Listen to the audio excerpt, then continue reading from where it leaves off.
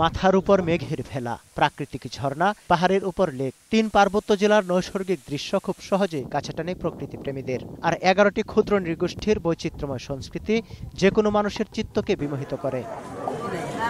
কিন্তু প্রয়োজনীয় অবকাঠামো আর পর্যাপ্ত সুযোগ সুবিধার অভাবে সেভাবে দাঁড়াতে পারছে না পর্যটন শিল্প। ফলে পর্যটন উপভোগে ভ্রমণে গিয়ে নানা বিড়ম্বনায় পড়েন পর্যটকরা। দুদফায় সরকারের পক্ষ থেকে পার্বত্য চট্টগ্রামকে পর্যটন জোন হিসেবে গড়ে তোলার ঘোষণা দিলেও কাজের কাজ কিছুই হয়নি। এত সুন্দর জায়গা বান্দরবান, আসলে না দেখলে আমি আগে কখনো আসিনি, আমি বিমোহিত। সবাই অবাধে চলাফেরা করতে পারবে বা আরো সুন্দর হবে, এরকম থাকলে মনে হয় আমার জন্য ভালো হবে, সবার জন্য ভালো। খাওয়া দাওয়ার বেশি অসুবিধা বাচ্চাদেরকে নিয়ে। তবে পর্যটন স্পটগুলো আরো আধুনিকায়নে সরকারি বেসরকারি সংস্থা কাজ করে যাচ্ছে বলে জানান জেলা প্রশাসক। অনাবিষ্কৃত এলাকাগুলো আছে সেগুলো আমরা আবিষ্কার করে সংস্কারের আওতায় এনে সকলের জন্য সুগম করার পরিকল্পনা হাতে নিয়েছে। ভারতের মেঘালয় রাজ্যের সীমান্ত ঘেঁষা সুনামগঞ্জ জেলা।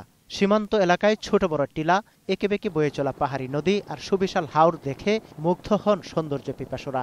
এখানে বিশ্বমানের পর্যটন শিল্প গড়ে ওঠার সম্ভাবনা থাকলেও যোগাযোগ আর অবকাঠামোর অভাবে তা হয়ে উঠছে না বলে অভিযোগ সংশ্লিষ্টদের। সুনামগঞ্জে হাওর কেন্দ্রিক পর্যটন গড়ে তোলা সম্ভব। হাওর অঞ্চলের মানুষের বিকল্প কর্মসংস্থানের ব্যবস্থা হবে। এদিকে পিরোজপুরের সরবকাঠির ৮ ঘর কোরিয়ানার ভীমরুলি খালে কৃষিপণ্যকে ঘিরে গড়ে উঠেছে দেশের সবচেয়ে বড় ভাসমান হাট। থাইল্যান্ডে ফ্লোয়িং মার্কেটের পর পর্যটকরা এটাকে পৃথিবীর দ্বিতীয় বৃহত্তম ভাসমান হাট বলে মনে করলেও আজও তা পর্যটন স্পট হিসেবে গড়ে ওঠেনি।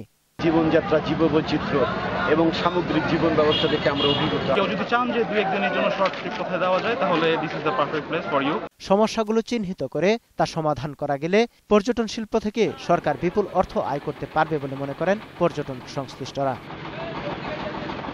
সমর ইসলাম, 21 টেলিভিশন।